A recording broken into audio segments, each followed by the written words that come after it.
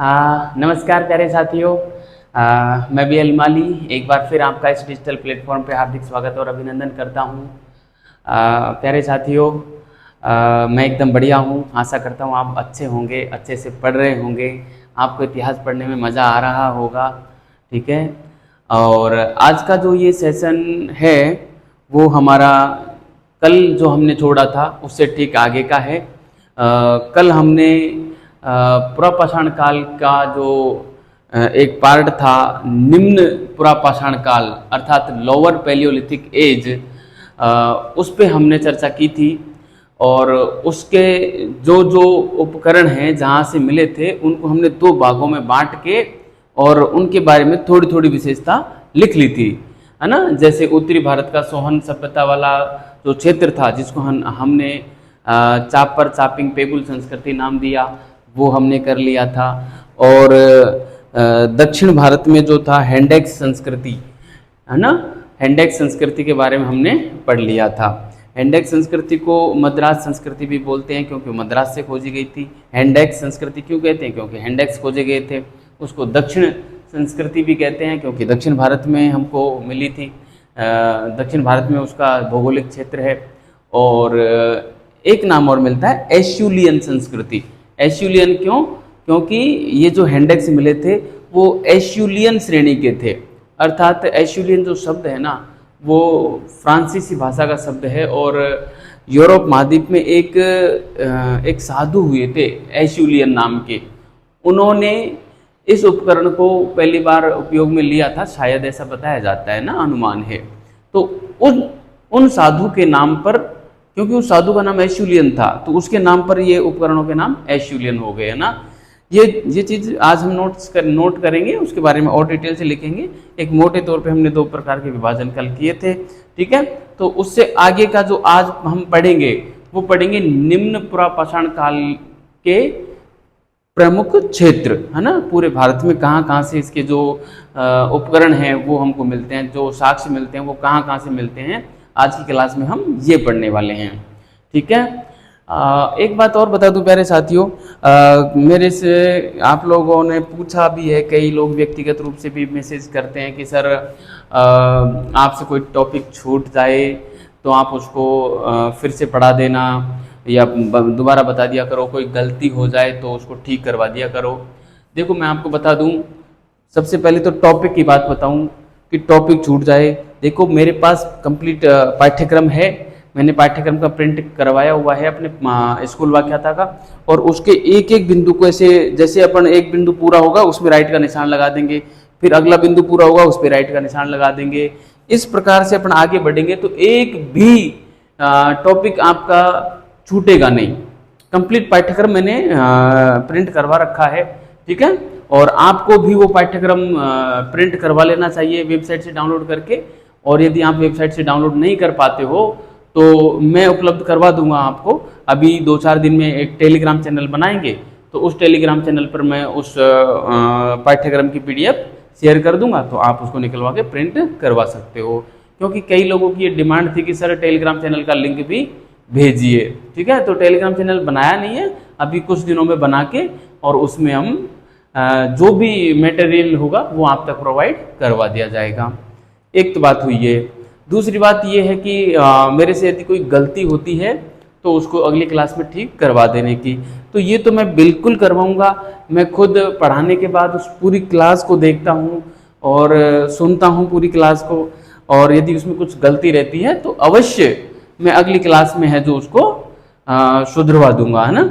और हाँ, आपको लगे, हो सकता है मेरे से फिर दोबारा देखने में भी त्रुटि रह जाए, या मैं जो मैं पूरी क्लास को तैयार करता हूँ, क्योंकि कई किताबें उठा के और तब मैं तैयार करता हूँ, तो हो सकता है तैयार करते समय ही मेरे से कोई गलती हो गई हो और वही मैंने याद करके और फिर आपको पढ़ाया हो। तो आपको भी कहीं लगे मेरे पढ़ाए हुए में और किताब में यदि कोई कंट्रोवर्सी दिखे, पहली चीज तो दिखेगी नहीं, मैं मतलब कई बार इसको क्रॉस वेरीफाई करने के बाद ही आप तक लाता हूँ, तो गलती होने की संभावना न के बराबर है। लेकिन फिर भी क्योंकि मानव है, मानवीय त्रुटि हो जाती है, तो आपको कहीं भी कंट्रोवर्सी दिखे मेरे पढ़ाए हुए में और किताब में कहीं अलग अलग मैटर दिखे, कैसी भी किताब हो, भले किसी भी किताब में लिखा हो, आपको त्रुटि दिखती है ना, तो आप मेरे को कमेंट बॉक्स में कमेंट करके, या कुछ दिनों में हम टेलीग्राम चैनल, या फिर हम कुछ दिनों में आपको एक व्हाट्सएप नंबर भी मैं प्रोवाइड करवा दूंगा, तो आप उस पे व्हाट्सएप पे आप है जो मेरे को मैसेज कर सकते हो कि सर इस यहाँ पे है जो कंट्रोवर्सी नज़र आ रही है, यहाँ पे थोड़ा सा विवाद नज़र आ रहा है, आपने ये पढ़ाया है, किताबें ये बता रही हैं, तो उसका ऑथेंटिक प्रमाण क्या होगा ये मैं आपको बता दूंगा। ठीक है, तो अब ज़्यादा समय न लेते हुए अपन आते हैं सीधे टॉपिक पर, और आपकी जो भी क्यूरी हो तो आप कमेंट बॉक्स में कमेंट कर देना। ठीक है, तो आप हेडिंग डाल दीजिए आज निम्न पुरापाषाण काल के प्रमुख क्षेत्र, लोअर पैलियोलिथिक एज हम इसको बोलते हैं ना। ठीक है, तो चलिए मैं हेडिंग डाल देता हूं, निम्न पुरापाषाण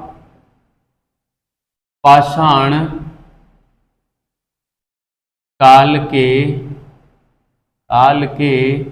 प्रमुख क्षेत्र।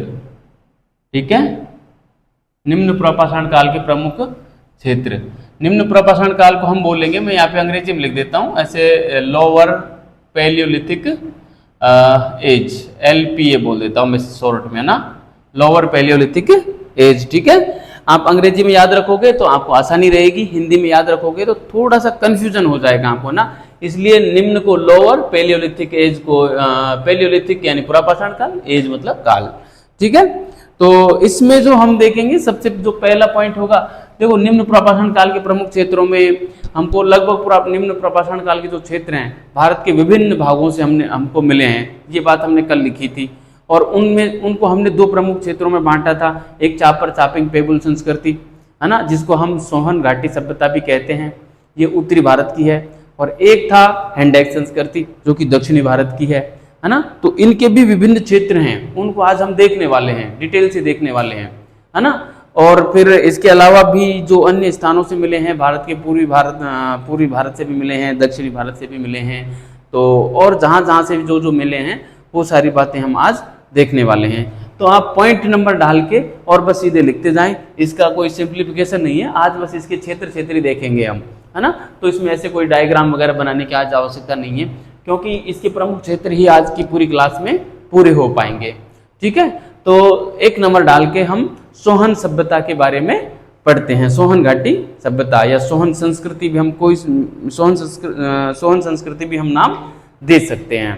ठीक है, तो एक नंबर डाल के और यहाँ पे कर लीजिए, ऐसे एक नंबर डाला और हम लिख देंगे सोहन संस्कृति लिख देते हैं। ठीक है, सोहन संस्कृति। ठीक, अब प्यारे साथियों इसके बारे में थोड़ी सी जानकारी आपको दे दूं। सोहन संस्कृति जो थी, इसकी खोज जो हुई थी डॉक्टर VN वाडिया ने 1928 में की थी। कहाँ की थी? पाकिस्तान के पंजाब प्रांत में की थी, है ना, सोहन नदी घाटी के क्षेत्र में की थी, इसलिए इसको सोहन संस्कृति कहते हैं। और VN वाडिया ने इसकी खोज की थी, इसलिए सोहन घाटी सभ्यता का जनक जो कहा जाता है वो VN वाडिया को कहा जाता है। ठीक है, ये इसकी खोज के बारे में हो गई। इसके अलावा यहाँ से RU टॉड ने पिंडी घेब नामक स्थान 1930 में खोजा, और 1935 के समथिंग मतलब 1932 से 35 तक टेरा और पीटरसन ने उत्तरी भारत में कुछ शोध कार्य किया था, ये हमने पहले भी लिखा है। तो 1935 में जो टेरा और पीटरसन थे वो भी इस सोहन घाटी सभ्यता में और कुछ अपने अन्वेषण के लिए आए थे, और कुछ उपकरण भी इन्होंने खोजे थे, है ना। तो ये खोज वाली बात अपन लिख देते हैं, फिर उसके बाद आगे सोहन संस्कृति की जो विशेषताएं रहेंगी वो हम आज देखेंगे। ठीक है, तो ये बात जो मैंने अभी आपको बताई इसको मैं लिख देता हूँ और आप भी लिख लीजिए। देखिए प्यारे साथियों, मैं लिख क्यों रहा हूँ, यहाँ पे प्रत्येक बात को लिखता हूँ मैं, उसका कारण क्या है कि जब कोई भी एग्जाम होगी ना तो उसमें मैं आपको ये प्रूफ दूंगा कि मैंने जो पढ़ाया है उसमें मैंने ये पढ़ाया है और आपके पेपर में जो आया है वो ये आया है, दोनों को मैच करवा के प्रमाण सहित यहाँ पे आपको ये प्रमाण दूंगा कि मेरे पढ़ाए हुए मैटर में से कम 70% तो आएगा ही आएगा। वो सवाल मैं यहाँ पे सोल्व करवाने वाला हूँ, इसलिए मैं प्रत्येक फैक्ट को लिखता हूं ताकि मैं आपको प्रमाण दे सकूं कि मैंने जो पढ़ाया है उससे बाहर सवाल कितने आए हैं और कितने नहीं आए, यानी कि प्रमाण दूंगा मैं आपको। इसलिए मैं कहता हूं कि मेरे पे पूर्ण विश्वास करके आप पढ़ लीजिए, आपको निराश नहीं होने दूंगा। 70% तो मैं कह रहा हूं, बाकी 80-85% क्या 90% भी सवाल अपने कंटेंट से मिल सकते हैं, इसमें कोई दो राय नहीं है। 85% तो मिलेंगे, मैं फिर कह रहा हूँ, दावे के साथ कह रहा हूँ, लेकिन 70% की तो मैं गारंटी देता हूँ, 70% तो मिलेगा ही मिलेगा।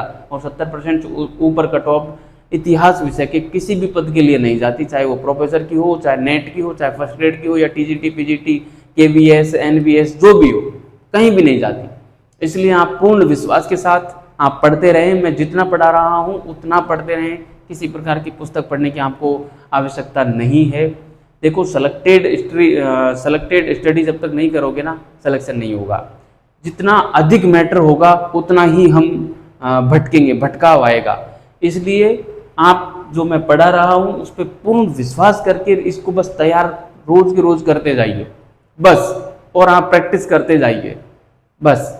प्रैक्टिस आपको पिछले जो पेपर हैं उनकी करनी है, और इधर उधर की टेस्ट सीरीजों से अभी बचना चाहिए। जब तक आप पूरा पाठ्यक्रम नहीं पढ़ लेते, टेस्ट सीरीज नहीं देनी है, केवल प्रैक्टिस करनी है। पिछले साल के पेपर लाओ, और जैसे पाषाण काल आपने पढ़ा तो पाषाण काल से संबंधित जो जो सवाल एग्जामों में पूछे गए हैं उनको आप पढ़ लो, बस इतना सा काम करना है। अभी टेस्ट सीरीज अभी नहीं ज्वाइन करनी है, क्योंकि टेस्ट सीरीज ज्वाइन करने से क्या होगा कि आपने, क्योंकि ये टॉपिक ही तो अभी पाषाण काल पढ़ा है, टेस्ट सीरीज चल रही है, मान लो सिंधु घाटी सभ्यता की, तो आप कैसे कर पाओगे? नहीं कर पाओगे, मार्क्स नहीं आएंगे तो आप डिमोटिवेट होगे, और डिमोटिवेट होगे तो आपका पढ़ने का मन नहीं करेगा, भटकाव आएगा, कंटेंट पे विश्वास नहीं होगा, तो बहुत सारी चीजें होंगी, है ना। तो अभी आप टेस्ट दो तो केवल उसी टॉपिक का दो जो टॉपिक आप पढ़ रहे हो, ठीक है। तो बिना समय खराब किए मैं आता हूँ यहाँ पे, सोहन संस्कृति के बारे में लिखता हूँ, ठीक है। तो देखिए 1928 ईस्वी में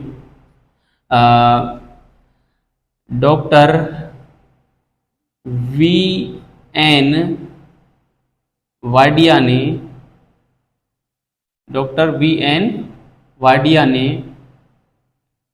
ने पाकिस्तान के पंजाब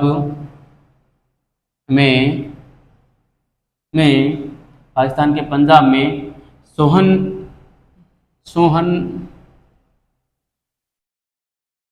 घाटी क्षेत्र में सोहन नदी के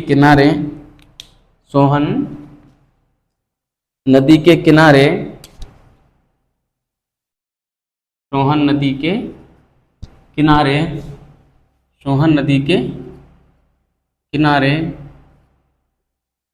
इस संस्कृति की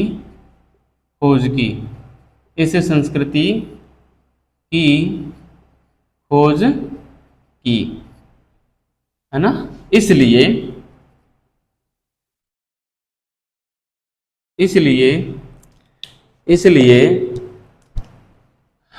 डॉक्टर वी.एन. वाडिया को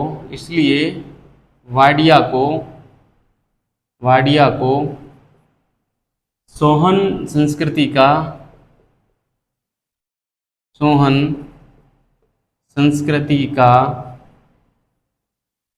जनक कहा जाता है,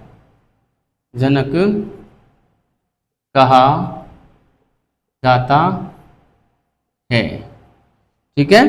वी.एन. वाडिया को सोहन संस्कृति का जनक कहा जाता है। क्यों कहा जाता है? क्योंकि 1928 में इन्होंने इस संस्कृति की खोज की थी, बस इतना ही फंडा है।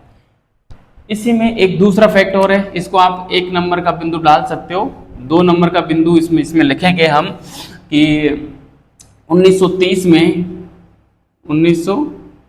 में आर यू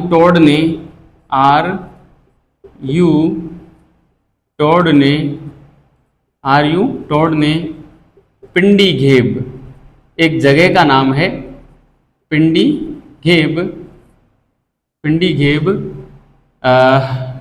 नामक स्थल की खोज की, नामक स्थल खोजा, ठीक है।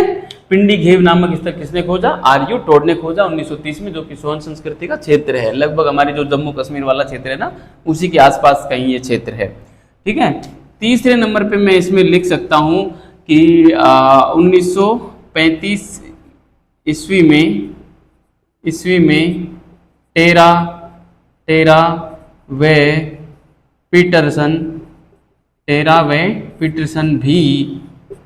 पीटरसन भी यहाँ उत्खनन करने आए थे, है ना, यहाँ अन्वेषण करने आए थे, यहाँ अन्वेषण करने आए थे, यहाँ अन्वेषण करने आए थे। ठीक है। तो ये हमारा एक बेसिक इसके खोज से संबंधित मामला हो गया। ठीक है। अब देखो यहां से हमको 5 प्रकार की वेदिका प्राप्त होती है ना। सोहन घाटी से हमको 5 प्रकार की वेदिका प्राप्त होती है। ठीक है। वेदिका क्या होता है? वेदिका को अंग्रेजी में बोलते हैं टेरेस, और कगार भी इसको बोला जाता है ना। देखो वेदिका क्या होता है, जब बरसात थोड़ी कम होती है, जब बरसात थोड़ी कम होती है और शुष्क जलवायु हो जाती है ना, शुष्क जलवायु में बरसात कम हो जाती है, और बरसात के कम होने से नदी का जल स्तर गिर जाता है, और कभी कभार नदी अपना मार्ग भी बदल लेती है। तो मार्ग के बदल लेने से नदियों के जो किनारे रहते हैं वो ढालू टाइप के बन जाते हैं, ढालू, है ना। तो उस ढालू स्थिति को ही हम वेदिका बोलते हैं। ठीक है। तो यहां सोहन संस्कृति से हमको 5 प्रकार की वेदिकाएं प्राप्त होती हैं। प्यारे साथियों, ये सवाल फर्स्ट ग्रेड में पूछा गया है, महत्वपूर्ण है, ध्यान रखना कि 5 प्रकार की वेदिका। सवाल ये पूछा था कि सोहन संस्कृति से हमें कितने प्रकार की वेदिका प्राप्त होती है, तो 5 प्रकार की वेदिका प्राप्त होती है। ठीक है। तो हम 5 प्रकार की वेदिकाओं की यहाँ पे विशेषता भी लिखेंगे। कारण क्या है कि एग्जामिनर हो सकता है 2 कदम आगे जाए, है ना। अब से पहले तो कितने प्रकार पूछे, तो इस बार प्रकार की विशेषता पूछ सकते हैं ना। ये पिछली बार नहीं पूछा था, उससे काफी पहले पूछा था, शायद 2013 की भर्ती में पूछा था। ठीक है। तो हम यहाँ पे इसकी विशेषताएं भी लिखेंगे। तो मैं लिखूं यहाँ पे चौथे पॉइंट के रूप में हम लिख सकते हैं कि इस यहाँ से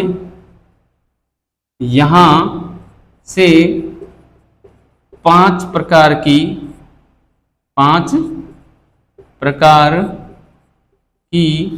वेदिका, 5 प्रकार की वेदिका, जिसे हम कगार भी बोलते हैं, जिसे हम टेरेस भी बोलते हैं, है ना। टेरेस अंग्रेजी का शब्द है। 5 प्रकार की वेदिका प्राप्त हुई हैं, या मिली हैं लिखना थोड़ा ठीक रहेगा, प्राप्त तो क्या, मिली हैं, है ना, मिली हैं। तो मैं यहाँ पे थोड़ा सा वेदिका की परिभाषा लिखना चाहूंगा कि वेदिका क्या होती है ना। मैंने वैसे समझाई दिया आपको, मैं शब्दों में लिख देता हूं यहाँ पे, है ना। वेदिका ये क्या होती है, देखिए वेदिका शुष्क जलवायु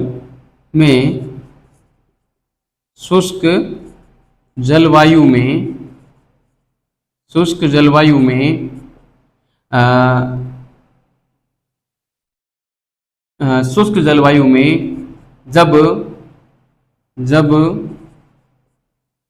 नदी का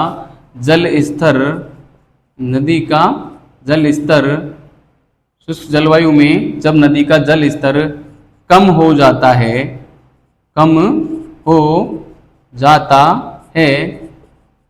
नदी का जल स्तर कम हो जाता है, तो नदी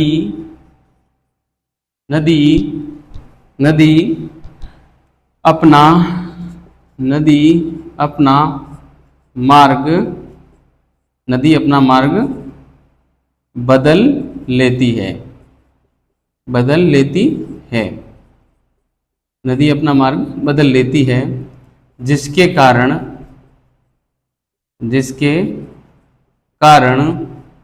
उसके किनारों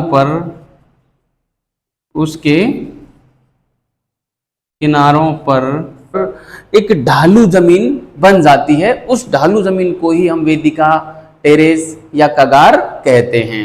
ठीक है। तो जिसके कारण उसके किनारे पर ढालू जमीन बन जाती है। जमीन की जगह हम भूमि लिखेंगे, थोड़ा अच्छा लगेगा। ढालू भूमि बन जाती है, ढालू भूमि बन जाती है,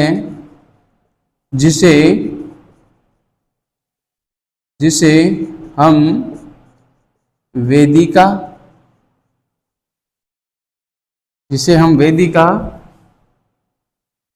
कगार या टेरेस कहते हैं। ठीक है, जिसे हम वेदिका कगार या टेरेस कहते हैं। ठीक है, तो आप कगार क्या होता है समझ गए होंगे। अब देखिए यहां से 5 प्रकार की वेदिका हमको मिलती है। मैं ये लिख देता हूं, हाँ 5 प्रकार की लिख रखा है ना हमने, ये लिख रखा 5 प्रकार की जो वेदिका मिलती है। अब देखिए 5 प्रकार की वेदिका में हमको क्या क्या देखने को मिलता है प्यारे साथियों, वो हम लिखते हैं। तो आप हेडिंग डाल दीजिए यहाँ पे, प्रथम वेदिका। ठीक है, प्रथम वेदिका। तो मैं यहाँ पे हेडिंग डाल देता हूं, प्रथम वेदिका। ठीक है, प्रथम वेदिका हेडिंग डाल देते हैं और इसमें लिखते हैं, देखो ये जो प्रथम वेदिका थी वो प्राचीनतम वेदिका थी। प्रथम है तो प्राचीनतम तो होगी है ना। प्राचीनतम वेदिका थी, यहाँ से हमको किसी प्रकार के कोई जीवाश्म नहीं मिले हैं, है ना, किसी प्रकार के कोई जीवाश्म नहीं मिले हैं। और यहाँ से हमको कॉन्ग्लोमरेट काल के हिमयुग की कुछ चट्टानें मिलती हैं, है ना। यहाँ से हमको हैंडेक्स भी मिला है, हस्तकुठार, है ना, जो कि अबेबिलियन एचुलियन विधि से बनाया गया था। बस इसकी 1-2 विशेषताएं हैं जो मैं यहाँ पे लिख देता हूँ, आप भी लिख लीजिए। ठीक है, तो इसके बारे में हम देखें। पहली विशेषता तो हम 1 नंबर डाल के लिख सकते हैं कि यह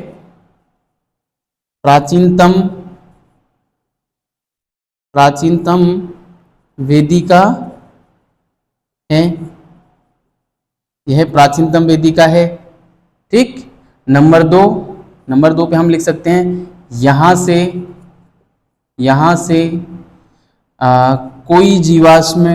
कोई भी जीवाश्म के अवशेष नहीं मिले हैं, जीवाश्म के अवशेष नहीं मिले हैं। ठीक है, यहां से चट्टानें जो मिली हैं वो कॉन्ग्लोमरेट काल के हिमयुग की मिली हैं, है ना।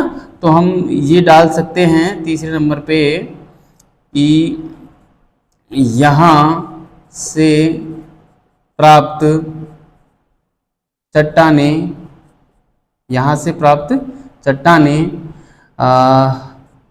कोग्लोमरेट काल के हिमयुग की हैं, है ना। कॉन्ग्लोमरेट काल के हिमयुग की हैं। ठीक है, अब यहाँ पे इसको समझने के लिए आपको इतना ज्यादा जाने की जरूरत नहीं है डीप में, क्योंकि ये ज्योग्राफी का विषय है, इतिहास का विषय नहीं है ना। ये इतना पूछ सकते हैं, मैक्सिमम इसकी विशेषताएं पूछ सकते हैं। बाकी अब से पहले सवाल क्या पूछा गया है कि सोन संस्कृति से कितने प्रकार की वेदिका मिली है, बस ये पूछा गया है। तो 5 प्रकार की, फिर 5 प्रकार की हम विशेषताएं इतने लिख रहे हैं, तो यहाँ से ज्यादा सवाल आपसे नहीं पूछा जाएगा ना। पूछा जा सकता है इनकी विशेषताओं के बारे में बस। ठीक है, और यहाँ से जो हैंडेक्स मिले हैं वो एबेबिलियन एचुलियन विधि से बनाए गए हुए मिले हैं। ठीक है, तो चौथी विशेषता मैं और लिख देता हूं इसकी, यहाँ से प्राप्त हैंडेक्स, यहाँ से प्राप्त हैंडेक्स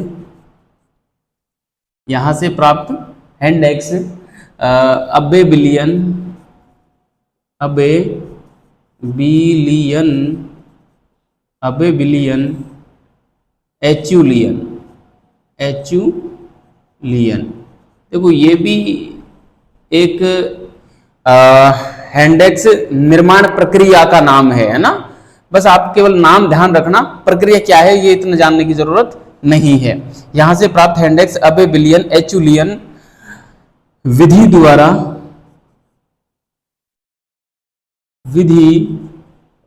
द्वारा निर्मित हैं। ठीक है, तो थोड़ा सा बस इसमें ध्यान रखने वाली जो बात है वो है ये एबेलियन एचुलियन। इसको थोड़ा सा आप ध्यान रखना कि यहाँ से हैंडेक्स मिले हैं, और हैंडेक्स मिले हैं तो किस विधि से वो बनाए जाते थे, अबेलियन एचुलियन विधि से बनाए जाते थे। ठीक है, तो प्रथम प्रकार की वेदिका प्राचीनतम वेदिका है, कोई जीवाश्म नहीं मिले हैं। प्राप्त यहाँ से प्राप्त चट्टाने कॉन्ग्लोमरेट काल के युग हिमयुग की है। यहाँ से प्राप्त हैंडेक्स जो है वो अबेलियन एचुलियन विधि द्वारा निर्मित हैं। ठीक है, तो प्रथम वेदिका में हम इतना ही देखेंगे। ठीक है, ये खूब है, इतनी ज्यादा विशेषताएं पूछेंगे नहीं, लेकिन फिर भी हम एक कदम आगे चल रहे हैं, क्या पता कोई पूछ ले। अपन जो दावा करते हैं ना उस दावे पे खरे उतरे, उसके लिए इतनी मेहनत करनी पड़ती है ना। तो प्रथम वेदिका हो गई। अब मैं आता हूं द्वितीय वेदिका पे, है ना, दूसरी वेदिका। ठीक है, दूसरी वेदिका। ठीक है, दूसरी वेदिका। तो देखिए दूसरी वेदिका की क्या विशेषता है। एक तो ये प्राचीनतम थी, ये उत्तरकालीन वेदिका है ना। कौन सी है, उत्तरकालीन वेदिका है। तो मैं यहाँ पे लिख देता हूं इसकी विशेषता क्या है, नंबर 1 डाल के। यह उत्तर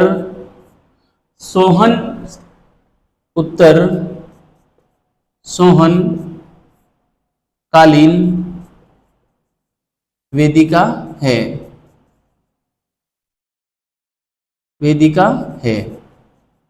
ठीक है, उत्तर सोहनकालीन वेदिका है। और यहां से जो उपकरण प्राप्त हुए हैं उनकी विशेषता, मतलब फलक टाइप के उपकरण हैं, तो उनकी विशेषता जो मिलती है वो मध्य पुरापाषाण काल के जो उपकरण हैं उनसे मिलती है ना, मध्य पुरापाषाण काल के उपकरणों से मिलती है। ये एक बड़ी महत्वपूर्ण विशेषता है, इसके अलावा इसकी कोई विशेषता नहीं है। तो आप ध्यान रखना, मैं लिख देता हूं यहां से प्राप्त उपकरण, यहां से प्राप्त उपकरण जिसमें क्या है, फलक, है ना, यहां से प्राप्त उपकरण मध्य पुरापाषाण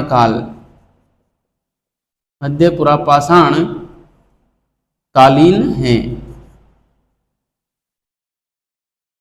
मध्य पुरापाषाण कालीन मतलब मिडिल पैलियोलिथिक एज, मध्य पुरापाषाण कालीन है। ठीक है ना, यहां से प्राप्त उपकरण मध्य पुरापाषाण कालीन है। ठीक है, इतनी विशेषता यहां से पूछेंगे, बस इससे ज्यादा नहीं पूछेंगे। तो ये सब कुछ हो गया। ठीक है, मैं साइड में हो जाता हूं, आप इसको लिख लीजिए। और इसके अलावा हम तीसरी वेदिका को मैं वहां पे लिख देता हूं, थोड़ी सी जगह बच रही है, ताकि ये जो पीपीटी है वो मैं आपको उपलब्ध करवाने की सोच रहा हूं। टेलीग्राम चैनल बन गया तो ये वाली पीपीटी भी मैं आपको प्रोवाइड करवाऊंगा। ठीक है, तो दूसरी वेदिका हो गई। तीसरी वेदिका के बारे में यहाँ पे लिख देता हूँ, तीसरी, चौथी, पांचवी वेदिका, बहुत ज्यादा मैटर है नहीं उनमें, तो हम यहाँ पे लिख देंगे। मैं एक लाइन बना देता हूँ। ठीक है, इस कोने में लिख देते हैं। तो दूसरी वेदिका हो गई। तीसरी वेदिका हम यहाँ पे लिखते हैं, तीसरी वेदिका। ठीक है, तीसरी वेदिका देखिए, यह जो वेदिका थी, जैसे पहली प्राचीनतम थी, दूसरी उत्तर सोहनकालीन थी, तीसरी अंतः सोहन वेदिका, अंतः सोहन काल की वेदिका थी, है ना। तो तीसरी वेदिका क्या थी, अंतः सोहन कालीन वेदिका थी, अंतः सोहन कालीन वेदिका थी, अंतः सोहनकालीन वेदिका थी। और यहाँ से जो उपकरण मिले हैं ना तीसरी वेदिका के, वो चौंतरा नामक एक स्थान से मिले हैं, जो कि उत्तरी संस्कृति और दक्षिणी संस्कृति दोनों का मिलन स्थल माना जाता है। इस प्रकार के यहाँ से जो उपकरण मिले हैं जिसमें हैंडेक्स प्रमुख उपकरण है ना, क्या है, हैंडेक्स प्रमुख उपकरण है। तो ये इसकी पहली विशेषता हो गई, ठीक है, पहली विशेषता हो गई। इसकी दूसरी विशेषता मैं यहाँ पे लिख रहा हूँ, इसकी दूसरी विशेषता क्या थी कि चौतरा से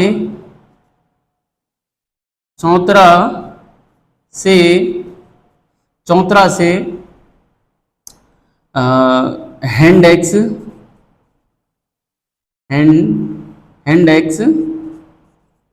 चौतरा से हैंडेक्स उपकरण प्राप्त हुआ है, उपकरण प्राप्त हुआ है ना, चौतरा से हैंडेक्स उपकरण प्राप्त हुआ है।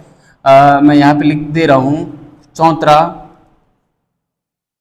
लिख ही दे रहा हूँ चौतरा उत्तर व दक्षिणी भारत की, उत्तर व दक्षिणी भारत की संस्कृतियों का मिलन स्थल कहलाता है ना, उत्तर व दक्षिणी भारत की संस्कृतियों का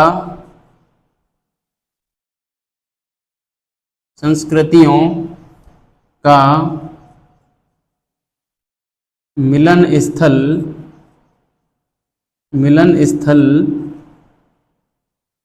कहलाता है, ठीक है, मिलन स्थल कहलाता है। बस तीसरी वेदिका में हमें यही जानना है, चौतरा के बारे में विशेष रूप से ध्यान रखना, चौतरा इंपॉर्टेंट एक जगह का नाम है, ठीक है, चौतरा इंपॉर्टेंट है क्योंकि उत्तर व दक्षिण की जो संस्कृतियां हैं उनका मिलन स्थल ये कहलाता है, ठीक है। अब हम आते हैं चौथी वेदिका पर, है ना, चौथी वेदिका, ये हमारी चौथी वेदिका हो गई, चतुर्थ वेदिका।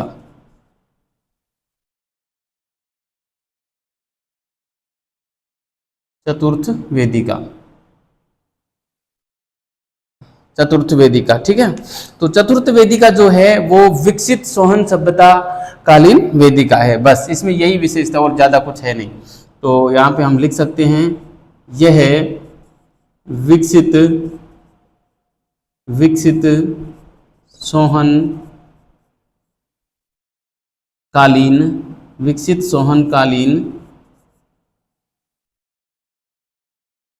वेदिका है, यह विकसित सोहनकालीन वेदिका है, ठीक है, यह विकसित सोहनकालीन वेदिका है, ठीक है। इसके अलावा जो पांचवी वेदिका है उसके बारे में और लिख देते हैं।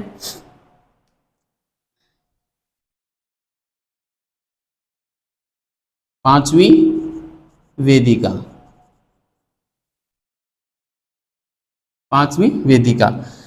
वेदिका से हमको जो उपकरण मिले हैं वो पॉलिश युक्त उपकरण मिले हैं, है ना, विकसित उपकरण मिले हैं, काफी पॉलिश उस पे की हुई है, तो अच्छे लग रहे हैं, चमकदार लग रहे हैं।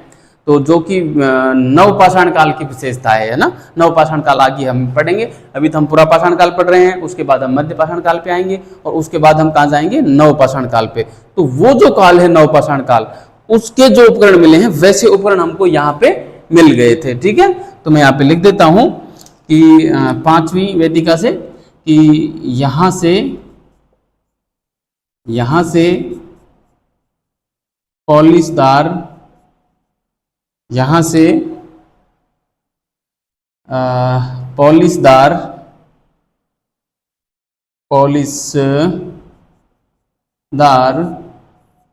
उपकरण मिले हैं, यहां से पॉलिशदार उपकरण मिले हैं जो कि नवपाषाण कालीन हैं, जो कि नवपाषाण कालीन हैं, ठीक है, जो कि नवपाषाण कालीन हैं। तो अब आप इनको बढ़िया तरीके से उतार लीजिए और इससे ज्यादा पढ़ने की आपको आवश्यकता नहीं है क्योंकि मैंने खुद काफी डिटेल में पढ़ा दिया है आपको, और इसको बस अच्छे से याद रखना।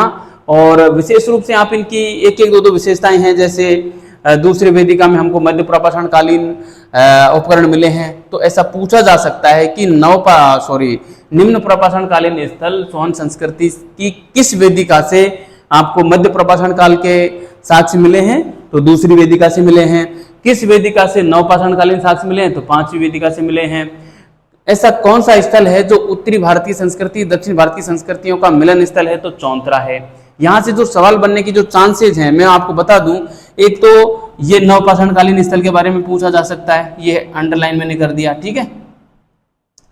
एक सवाल इस चौंतरा को लेकर पूछा जा सकता है, ठीक है, और एक सवाल अबेबिलियन एचुलियन प्रकार को लेकर पूछा जा सकता है, और एक इस मध्य पुरापाषाण काल को लेकर पूछा जा सकता है। इसके अलावा यहां से सवाल बनने के चांसेस कम है। फिर सवाल बनेगा तो क्या बनेगा, कितने प्रकार की वेदिका यहां से मिली है, बस। इसके अलावा ज्यादा आपको सवाल देखने को मिलेगा नहीं। ये सारी चीजें क्यों लिखी जाती हैं, ताकि हमारा एक बेसिक जो कंसेप्ट है वो क्लियर होता रहे, एक बेसिक अंडरस्टैंडिंग डेवलप होती रहे और इन फैक्टों को याद करने में आसानी हो, ठीक है। तो मैं इसको मिटा देता हूं और हम इसका देखो पहला क्षेत्र पढ़ा था सोहन संस्कृति, ये सोहन संस्कृति हमारा यहाँ पे कंप्लीट हो जाता है, ठीक है। सोहन संस्कृति कंप्लीट हो गया। अब हम अगले क्षेत्र पे आते हैं जो कि होगा नर्मदा घाटी क्षेत्र पढ़ेंगे, बेलन घाटी क्षेत्र पढ़ेंगे और फिर दक्षिण की संस्कृति पढ़ेंगे, ठीक है। तो मैं इसको मिटा देता हूं और अगला यहाँ पे आप हेडिंग दे सकते हो, बेलन घाटी क्षेत्र हेडिंग दे दो, ठीक है। बेलन घाटी हम पढ़ेंगे। तो देखिए बेलन घाटी जो है ये जो हमारा मिर्जापुर वाला क्षेत्र है वहां पे एक टॉन्स नदी है और टॉन्स नदी की सहायक नदी के रूप में बेलन घाटी बेलन नदी बहती थी वहां पे। और इलाहाबाद विश्वविद्यालय के एक प्रोफेसर थे GR शर्मा साहब, उन्होंने कुछ यहाँ पे निम्न पुरापाषाण काल के साक्ष्य खोजे थे, ठीक है। तो ये हो गया खोज का मामला और यहाँ से क्या मिला है वो हम अभी लिखते हैं, ठीक है। तो चलो मैं बोल ही देता हूँ, यहाँ पे जो मिला है वो हमको एक तो पाषाण काल के जो जितने भी काल हैं, पाषाण काल के जो तीनों काल हैं उनके साक्ष्य यहाँ से मिले हैं एक तो। दूसरा यहाँ से जो अधिकांश जो साक्ष्य मिले हैं 44 स्थान ऐसे मिले हैं जिनका संबंध निम्न पुरापाषाण काल से है ना। इसलिए इस काल को हमने निम्न पुरापाषाण काल में रखा है, वरना पाषाण काल के प्रत्येक काल के साक्ष्य यहाँ से मिलते हैं, लेकिन अधिकांश साक्ष्य निम्न पुरापाषाण काल के होने के कारण इस स्थल को निम्न पुरापाषाण काल में हम रखते हैं, है ना। जिसमें जो उपकरण है वो चापर है, हैंडेक्स है और क्लीवर है, ये यहाँ से मिले हैं, ठीक है। तो ये एक बेसिक इन्फॉर्मेशन थी, मैंने आपको दे दी। अब मैं इसको मैं लिख देता हूँ, आप भी लिख लीजिए, ठीक है। तो सबसे पहले तो हम खोज वाला बिंदु हम 1 नंबर डाल के हम लिखे, 1 नंबर डाल के मैं लिख देता हूँ कि टॉन्स नदी की सहायक नदी, टॉन्स नदी की सहायक नदी बेलन के किनारे इलाहाबाद विश्वविद्यालय के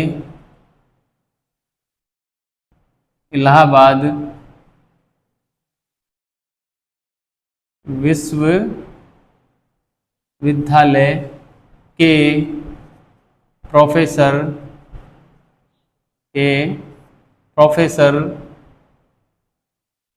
GR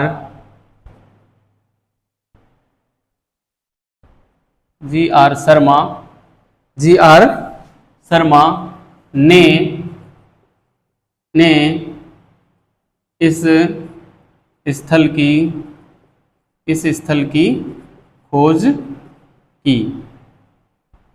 की खोज की, यहाँ से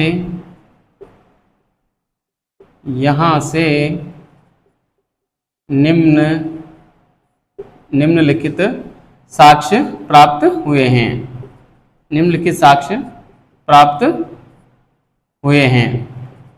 है ना। निम्नलिखित साक्ष्य प्राप्त हुए हैं। अब देखिए यहाँ से हमको कौन कौन से साक्ष्य मिले हैं, तो इन साक्ष्यों में मैं सबसे पहले बताऊं आपको, तो एक तो यहाँ से पाषाण काल के तीनों कालों के साक्ष्य प्राप्त होते हैं, ठीक है। तो मैं पहले नंबर पे यहाँ पे लिखना चाहूंगा, 1 नंबर यहाँ पे डाला था, तो चलो ठीक है, हम ए डाल देता हूं मैं, ए में हम लिखेंगे पाषाण काल के तीनों काल। तीनों कौन कौन से?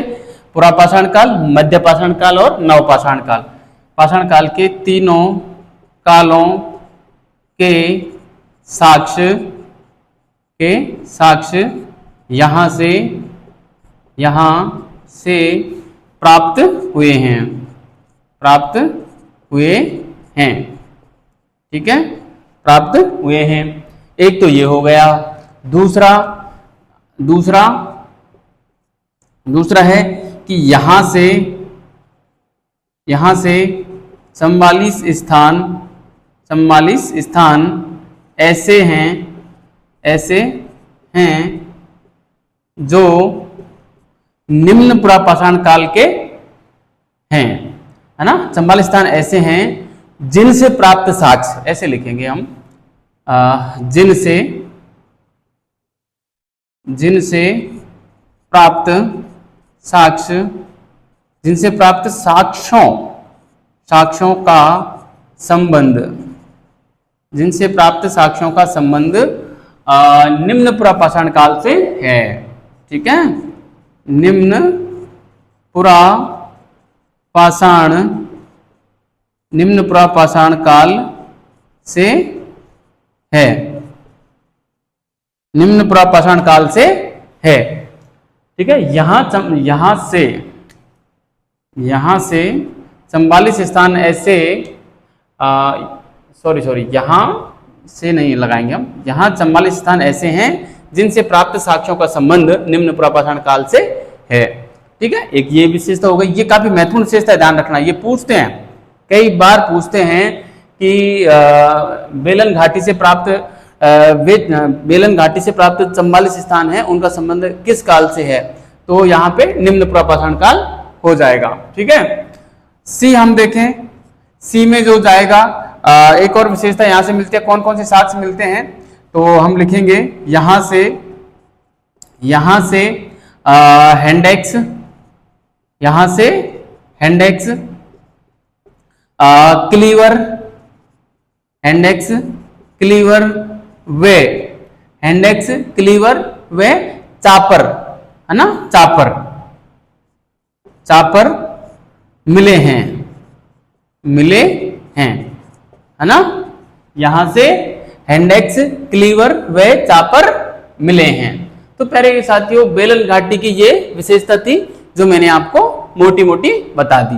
मोटी मोटी क्या, काफी डिटेल में, इतना पूछते हैं नहीं, लेकिन ये पूछ सकते हैं। ये वाला जो बात है, दूसरी जो विशेषता है, काफी महत्वपूर्ण विशेषता है। ये भी पूछ सकते हैं कि पाषाण काल के तीनों कालों के साक्ष्य हमें किस स्थल से मिलते हैं? तो बेलन घाटी से मिलते हैं। लेकिन बेलन घाटी को फिर निम्न पुरापाषाण काल में क्यों रखते हैं? क्योंकि यहां से जो अधिकांश स्थल ऐसे हैं जिनसे प्राप्त होने वाले साक्ष्यों का संबंध निम्न पुरापाषाण काल से है। ठीक है, तो आप समझ गए होंगे। अब हम आते हैं इसके दूसरे स्थल पर। दूसरा स्थल हो गया बेलन घाटी। तीसरे स्थल पे आते हैं नर्मदा घाटी। ठीक है, तो आप यहाँ पे हेडिंग डाल दीजिए 3 नंबर पे, नर्मदा घाटी क्षेत्र। नर्मदा घाटी क्षेत्र।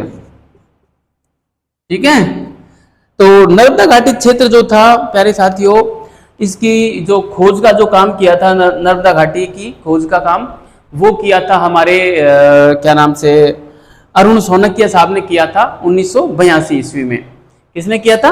अरुण सोनकिया ने किया था 1982 ईस्वी में।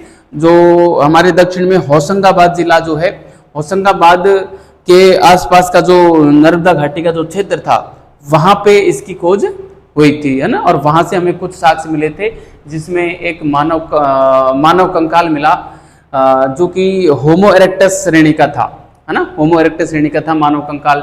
ये काफी महत्वपूर्ण फैक्ट है ना, कि भारत में प्राप्त होमो इरेक्टस श्रेणी का कंकाल कहाँ से मिला है? तो नर्मदा घाटी से मिला है ना। इस प्रकार से सवाल बनते हैं, काफी महत्वपूर्ण है। और यहाँ से हाथी और मतलब घोड़ों के साक्ष्य भी कुछ मिले हैं, है ना, जिनको हम नर्मदा किस या नमदिकस कहते हैं। बस ये इसकी विशेषता है, ज़्यादा कुछ है नहीं। तो मैं यहाँ पे लिख देता हूँ क्या क्या इसकी विशेषता है। तो सबसे पहली विशेषता मैं यहाँ पे लिखूँ 1 नंबर पे, इसकी खोज के संबंध में, तो हम लिखेंगे 1982 ईस्वी में 1982 ईस्वी में अरुण सोनकिया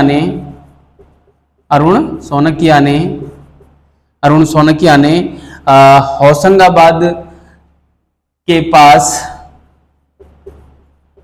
होशंगाबाद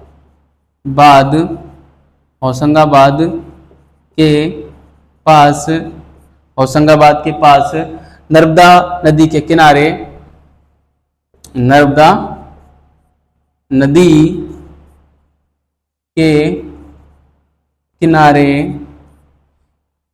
कुछ साक्ष्य प्राप्त किए जो निम्न थे।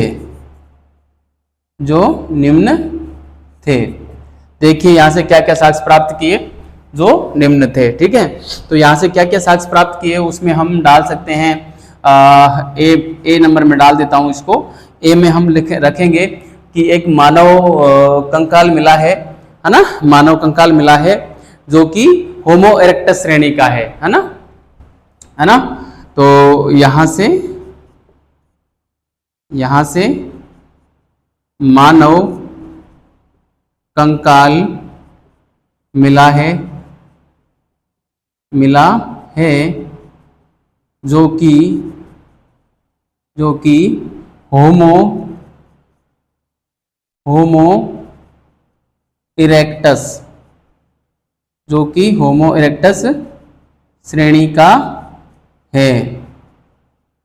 जो कि होमो इरेक्टस श्रेणी का है। ठीक है, एक मानव कंकाल मिला है जो कि होमो इरेक्टस श्रेणी का है। एक तो ये हो गया।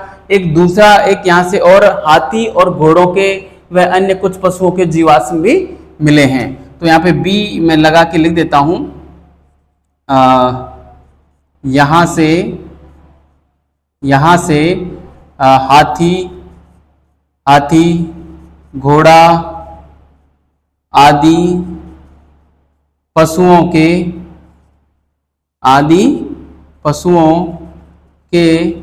जीवाश्म मिले हैं।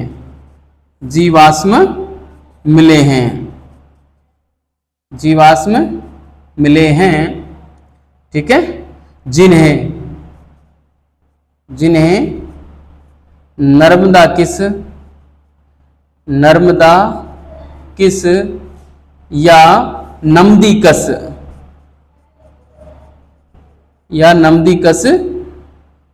कहा जाता है।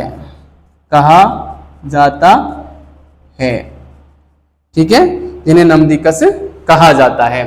ठीक है, तो ये हो गया हमारा नर्मदा घाटी का क्षेत्र। नर्मदा घाटी से इतना ही है, बस ज्यादा नहीं है ना। इसको आप अच्छे से तैयार करना और बाकी सारे सवाल यहाँ से ही आ जाने वाले हैं। ठीक है, तो इसके बाद हम लेते हैं हमारे चौथे पॉइंट के रूप में दक्षिण भारत की जो संस्कृति है हैंडेक संस्कृति, उसका नाम लेते हैं। ठीक है, तो 4 नंबर पे हम डाल देते हैं यहाँ पे चौथा पॉइंट सोहन क्या मद्रास संस्कृति है ना, मद्रास संस्कृति। ठीक है, मद्रास संस्कृति को हम प्यारे साथियों हैंडेक संस्कृति मैं आगे पॉइंट के रूप में लिख देता हूं। ठीक है, मद्रास संस्कृति को हम हैंडेक्स संस्कृति भी बोलते हैं क्योंकि सबसे पहले जो हैंडेक्स मिला था, हस्तकुठार मिला था, यहीं से मिला था। इसको एशुलियन संस्कृति भी कहते हैं।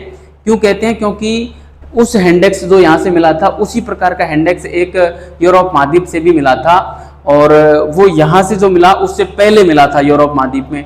और चूंकि वहाँ पे एक संत था एशुलियन नाम का, उसके नाम पर ही उस हैंडेक्स का नाम एशुलियन रख दिया गया। ठीक है, तो ये बात हम यहाँ पे लिख देते हैं। सॉरी, ठीक है, तो हम लिखें यहाँ पे सॉरी, इसे हैंडेक्स संस्कृति, हैंडेक्स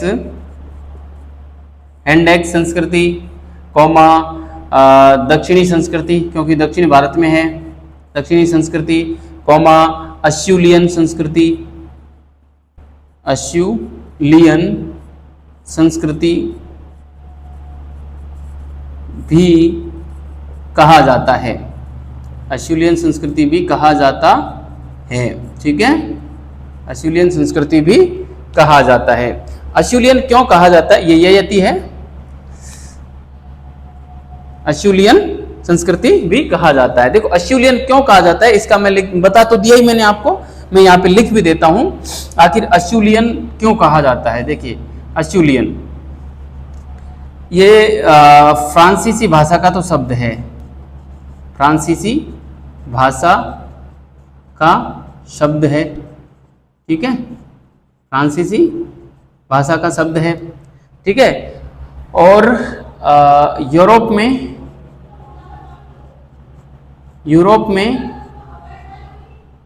अश्यूलियन नाम के एक संत के नाम पर इसका नाम रखा गया है। यूरोप में एक संत का नाम अश्यूलियन था, अश्यूलियन था, जिनके नाम पर नाम रखा गया, जिनके नाम पर यह नाम रखा गया, जिनके नाम पर यह नाम रखा गया। ठीक है, तो अश्यूलियन क्यों नाम पड़ा इनका, एक संत का नाम था, उसके नाम पर ये अश्यूलियन नाम पड़ा, है ना। हैंडेक्स संस्कृति क्यों कहते हैं, क्योंकि यहां से हमको सबसे पहले हैंडेक्स भारत में यहीं से मिले थे।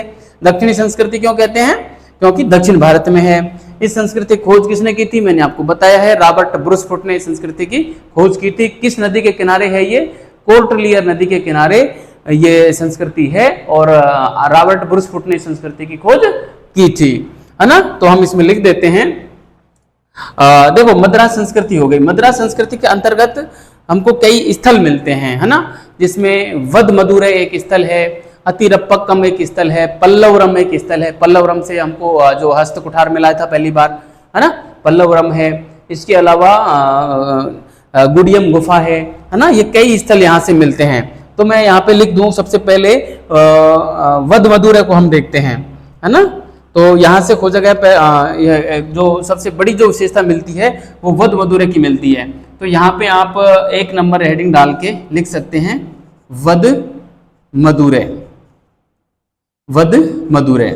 ठीक है, देखो वद मदुरै, वद मदुरै जो है किस नदी के किनारे है, तो कोर्टलियर नदी के किनारे है ना।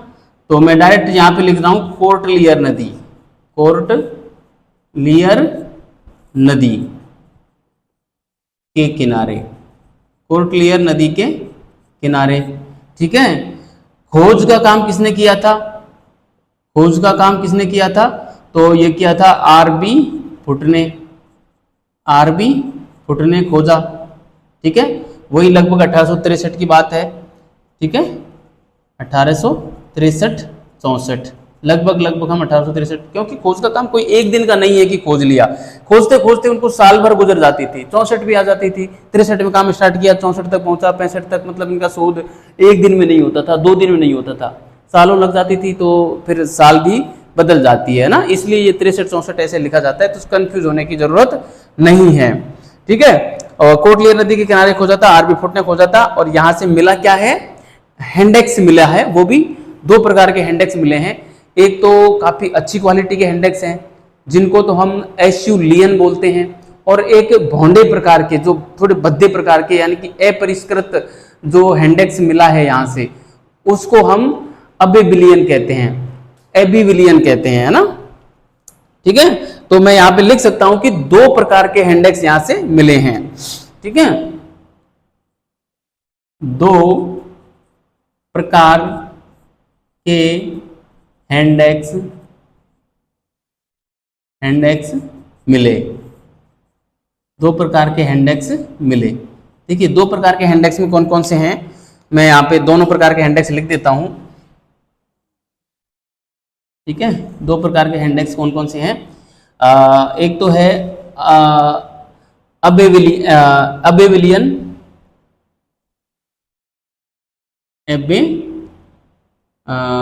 अबेविलियन, और एक है एश्यूलियन, एस्यूलियन, है ना, अबेविलियन और एस्यूलियन, वही एस्यूलियन वाला ये है ना, एस्यूलियन। ये थोड़ा सा छोटा आएगा, छोटा आएगा ये।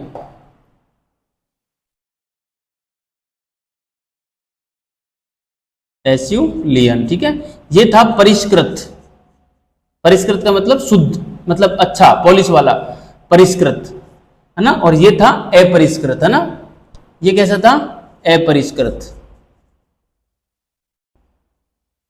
ठीक है। परिष्कृत और अपरिष्कृत, यानी ये अच्छा था, ये थोड़ा भौंदा भौंडा था, भद्दा था, ठीक है। तो ये हमारे वध मधुरा के बारे में हो गया, ठीक है। तो अब मैं अगली स्लाइड पे जाता हूँ। वध मधुरा 1 नंबर पे लिखा है, 2 नंबर पे हम अतिरप्पकम लिखेंगे, फिर लिखेंगे हम पल्लवरम लिखेंगे, और एक गुडियम गुफा है। देखिए यहाँ से ज्यादा कोई विशेषता तो है नहीं, मैं यहाँ पे लिख देता हूँ, थोड़ी सी जगह बच रही है तो हम यहाँ पे लिख लेते हैं इसको। यहाँ पे मैं लिख लेता हूँ, 1 नंबर पे ये लिख लिया, 2 नंबर पे हम लिखेंगे अतिरप्पकम, है ना, अतिरप्पकम, ठीक है। अतिरप्पकम, इसके बारे में भी देखो, इसकी खोज भी वही आरबी फुट है, समय वही है, और अतिरप्पकम से भी हमको हस्त कुठार मिला है, बस इसके ज्यादा कुछ नहीं है। अतिरप्पकम की वही नदी की बात करें तो कोर्टलियार नदी, नदी कौन सी है, कोर्टलियर नदी, ठीक है। और खोज किसने की, वही आरबी फुट,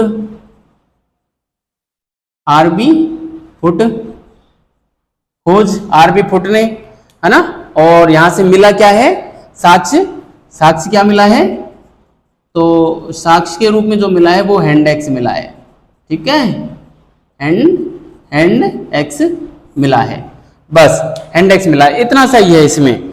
इसके अलावा बस केवल स्थलों के नाम लिखने हैं, पल्लवरम और गुडियम गुफा, बस इसके ज्यादा कुछ नहीं है इसमें, ठीक है। तो तीसरे नंबर पे हम जो नाम डालेंगे वो हम डाल सकते हैं पल्लवरम, और चौथे नंबर पे जो नाम आ जाएगा वो आ जाएगा गुडियम गुफा, बस।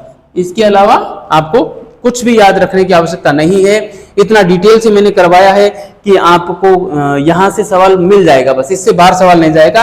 इन दोनों चीजों को जरूर ध्यान रखना, ये ज्यादा महत्वपूर्ण है यहाँ पे, है ना। देखो महत्वपूर्ण क्या है इसमें, ये होमो इरेक्टस श्रेणी की जो बात पूछी गई है ना, ये आपसे पूछा जा सकता है, ठीक है। ये जो है मानव कंकाल के बारे में ये आपसे पूछा जा सकता है, ये काफी महत्वपूर्ण है, ठीक है। और यहां से मैंने बताई दिया, ये 44 स्थानों वाली बात ये महत्वपूर्ण है ना। ये निम्न पुरापाषाणकालीन है ना, तो ये पूछा जा सकता है, होमो इरेक्टस वाली बात पूछी जा सकती है, और ये अबेविलियन और एस्यूलियन वाली बात ये पूछी जा सकती है, ठीक है। इसमें और ज्यादा कुछ है नहीं, ठीक है। तो ये हमारा हो गया कंप्लीट, चौथा पॉइंट हो गया मद्रास संस्कृति वाला। अब कुछ अन्य करके हम और लिख लेते हैं, तो मैं इसको मिटा देता हूं और अगली स्लाइड पे आता हूं, ठीक है। आप भी इसको अच्छे से लिखते रहिए, आपने ये लिख ही लिया होगा, मैं हट गया, आप लिख लिए अच्छे से, ठीक है।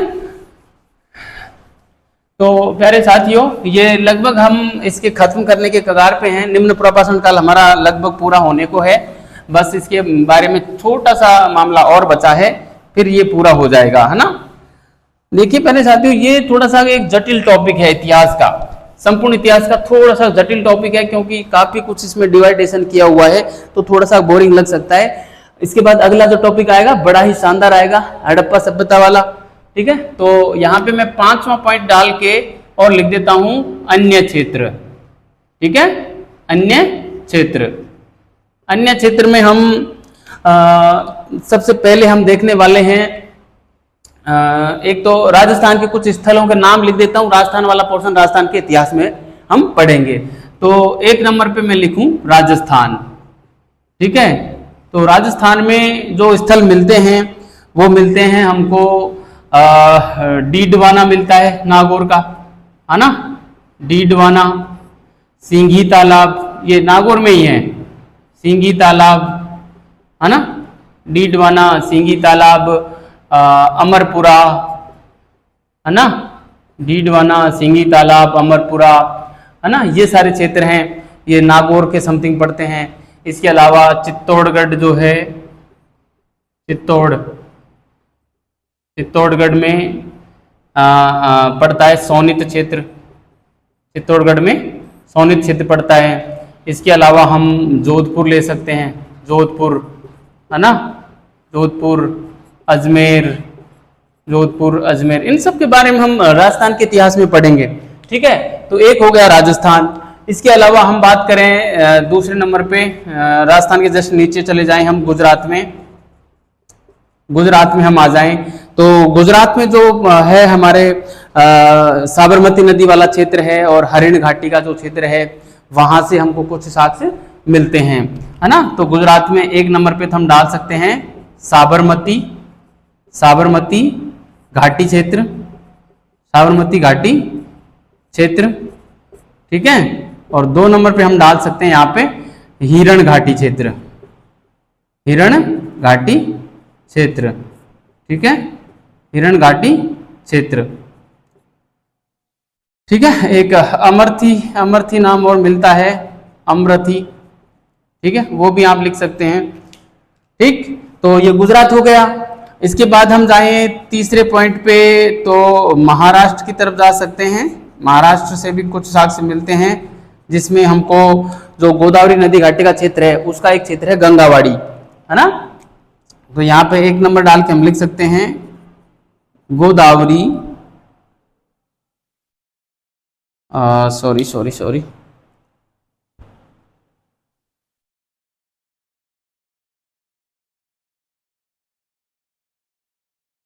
गोदावरी नदी घाटी, है ना, गोदावरी नदी घाटी का क्षेत्र है गंगावाड़ी, ठीक है। गोदावरी नदी घाटी का क्षेत्र गंगावाड़ी हो गया, महाराष्ट्र का हो गया। लगभग दक्षिण भारत के इतने हैं, है ना। इसके अलावा पूर्वी भारत की तरफ जाएं, पूर्वी भारत की तरफ, तो वहां पे स्थल आएगा बिहार का, है ना। तो यहाँ पे अन्य क्षेत्रों में हम चलते रहेंगे। चौथे पॉइंट के रूप में हम ले लेते हैं बिहार का एक स्थल है पेंसरा, एक स्थान है पेंसरा, जहां से औजार निर्माण केंद्र वो रहा है ना। तो हम यहाँ पे ले सकते हैं बिहार का पेंसरा क्षेत्र, ठीक है, बिहार का पेंसरा क्षेत्र। तो ये क्या था, औजार निर्माण केंद्र था, ना। मैं यहाँ पे लिख देता हूं औजार निर्माण केंद्र, ठीक है। बिहार का जो पेंसरा क्षेत्र था वो औजार निर्माण केंद्र था, ठीक है। इसके अलावा हम बात करें तो पांचवें नंबर पे हम बात करें उड़ीसा में भी, उड़ीसा से भी कुछ मिलते हैं। ब्राह्मणी नदी घाटी का क्षेत्र है ना। उड़ीसा में हम देखें तो ब्राह्मणी नदी घाटी का क्षेत्र, है ना, ब्राह्मणी नदी घाटी का क्षेत्र, ठीक है, ब्राह्मणी नदी घाटी का क्षेत्र है उड़ीसा में, है ना। इसके अलावा असम घाटी है ना, असम घाटी, ठीक है। तो असम घाटी हम अलग से लिख सकते हैं, असम घाटी है, ठीक है। तो इसके अलावा और यदि बिहार की बात करें तो वीरभूम है ना, पुरुलिया है ना। तो ये सारे स्थान बिहार से भी हैं, कुछ स्थान मैं 5वें नंबर में डाल के लिख ही देता हूँ। 6ठे नंबर पे बिहार के बंगाल से जो क्षेत्र मिले हैं वो हैं, एक तो है हमारा क्या नाम से पुरुलिया है ना, वीरभूम है, यहाँ से हमको कुछ निम्न प्रभाषण काल के साक्ष्य मिलते हैं, है ना। इसके अलावा हम बात करें तो दक्षिण भारत में फिर हमको जाना पड़ेगा थोड़ा सा। दक्षिण भारत का एक स्थल है ईसामपुर कर्नाटक में, है ना। दक्षिण भारत का एक स्थल है ईसामपुर कर्नाटक में, वहां से भी हमको अर्धनिर्मित औजार मिले हैं, जिससे आइडिया लगता है कि यहाँ पे भी औजार निर्माण केंद्र रहा होगा। तो मैं यहाँ पे छठे नंबर के रूप में यहाँ पे लिख देता हूँ, सॉरी छठा हो गया, 7वें नंबर पे लिख देता हूँ ईसामपुर, ईसामपुर कर्नाटक, ईसामपुर कर्नाटक। ठीक है, ईसामपुर कर्नाटक जो है दक्षिण भारत में है, और यहाँ से हम लिख सकते हैं कि यहाँ से अर्धनिर्मित, यहाँ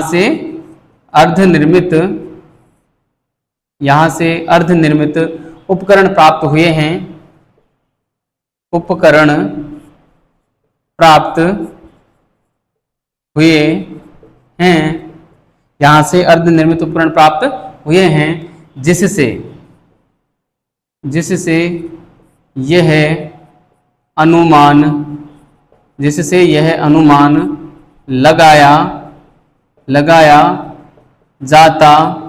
है कि यहाँ पर भी, इससे यह अनुमान लगाया जाता है कि यहाँ पर भी औजार निर्माण केंद्र रहा होगा, है ना। यहाँ पर भी औजार निर्माण केंद्र रहा होगा। ठीक है, इससे भी यह अनुमान लगाया जाता है कि यहाँ पर भी औजार निर्माण केंद्र रहा होगा। यहाँ से जो औजार मिले हैं वो हमको क्वार्टजाइट, चर्ट, जास्पर, है ना, कॉन्ग्लोमरेट, चैल्सिडनी, इनके बने हुए मिले हैं, है ना। एक फैक्ट और लिख देते हैं, यहाँ से प्राप्त उपकरण जर्ट, जेस्पर, चैल्सिडनी,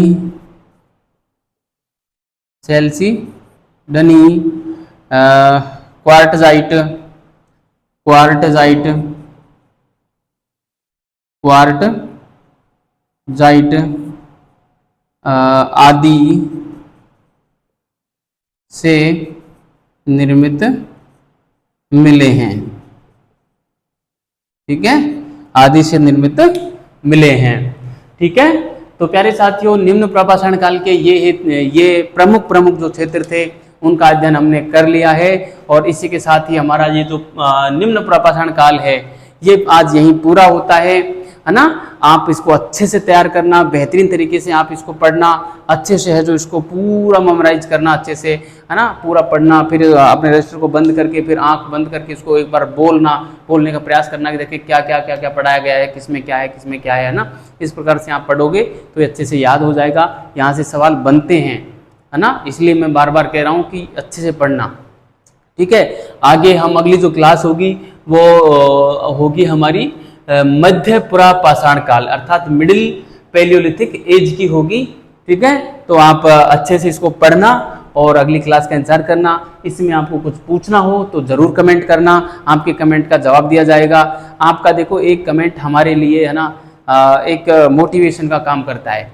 देखो कमेंट से हमें कोई पैसे नहीं मिल रहे कि मैं आपसे बार बार कमेंट करने की बोलूं। देखो मैंने आपसे शेयर करने की नहीं कहा कि आप शेयर कीजिए, आप है जो सब्सक्राइब करवाइए, ये आपकी नैतिक जिम्मेदारी है। आपको अच्छा लगता है कि यार वास्तव में हमारे लिए कोई बंदा इतनी मेहनत कर रहा है, देखो मेरी शर्ट भीग गई पसीने में, तो कम से कम इतनी मेहनत कर रहा हूँ तो आप लोगों के लिए कर रहा हूँ, तो आपका ये नैतिक जिम्मेदारी बनती है कि आप इसको चैनल को शेयर करें, सब्सक्राइब करें, वो आपकी इच्छा है। लेकिन कमेंट करने से मुझे ये एहसास होता है कि कोई पढ़ रहा है, मैं इतनी मेहनत कर रहा हूँ, उसका कोई फायदा ले रहा है। इसलिए मैं कहता हूँ कि आप कमेंट जरूर करें। जो भी मेरी क्लास को पूरी देखते हैं वो कमेंट जरूर करें, और अच्छा पढ़ा रहा हूँ, बुरा पढ़ा रहा हूँ, जैसा भी पढ़ा रहा हूँ कमेंट जरूर करें।